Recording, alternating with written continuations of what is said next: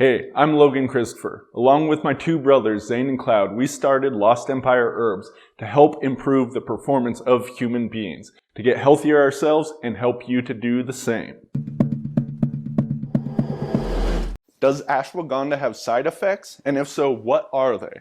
That's what we're going to be talking about in this video. Hey, I'm Logan Christopher from Lost Empire Herbs. Ashwagandha is an amazing plant adaptogen that really helps a lot of people to better deal with stress and have far wide-ranging functions within the human body, helping to support health. But anything that has great effects can also have side effects. I will say this, ashwagandha tends to be one of the safer plants out there. There really is not a whole lot as far as side effects are concerned. But everyone is different, so occasionally some people do have some issues. So first of all, let's talk about sleep. Ashwagandha, the Latin name for that is Withania somniferum. Now, somna, you'll see that same root word is used in such things as insomnia. So many of the adaptogens, let's say rhodiola or ginseng, right, they can be very stimulating. Actually, most of the adaptogens are more stimulating side. Ashwagandha is one of the few adaptogens that really is more calming and relaxing. And one of the reasons it may be working on this is that its effects on the GABA receptors within the nervous system.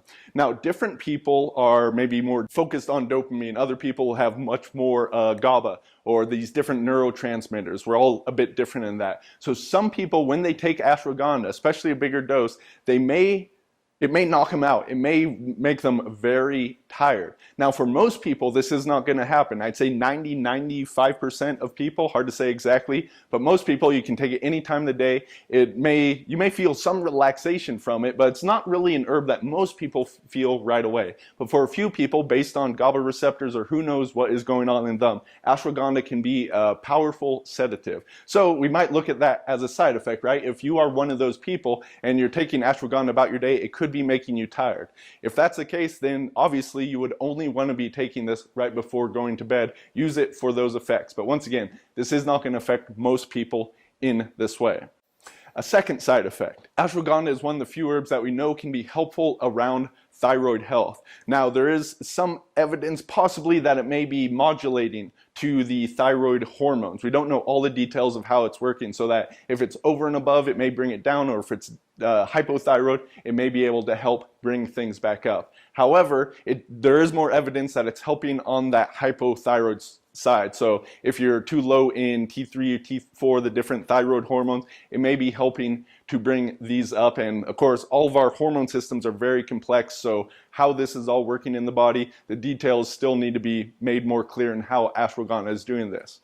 There are a couple case studies. I've seen, I think, 2 or 3 of these where ashwagandha, for whatever reason, was overly stimulating to their thyroid system, seemed to exacerbate or give them some hyperthyroid symptoms. So if you are hyperthyroid, that doesn't mean you can't take ashwagandha. Some people, I think, do have some benefits from doing this, but do be careful of it. And if you are feeling if you're getting those hyperthyroid symptoms, which you can find lists of those in all sorts of different places, then definitely ashwagandha could be the wrong herb for you. So that is something to be aware of as well. One last side effect I want to talk about, and this is not something that's going to be an issue with our ashwagandha. Ours is a spagyric tincture, so this is something that you squirt on your mouth, take it sublingually, and then it's going to absorb into your bloodstream and have the effects this way.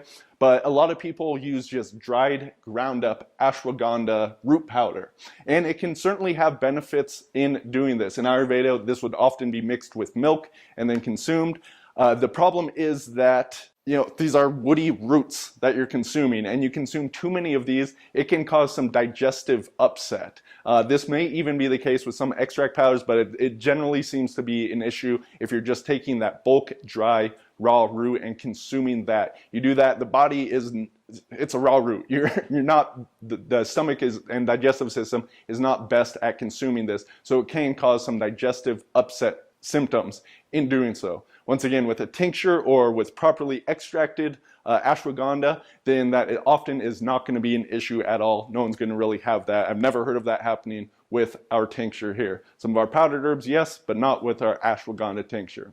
There probably are some other very arcane side effects, but these 3, the knocking people out a little bit being too sedative, the possible hyperthyroid effects of it, and then the upset stomachs with the dry powders. Those are the side effects I'm aware of. But overall, ashwagandha, very popular plant, but very, very, very low in side effects. Hope you enjoy this. A lot more information on ashwagandha, not just its side effects, but all the benefits it can bring over at lostempireherbs.com. Also, we have several other videos about ashwagandha here on YouTube. Be sure to check it out.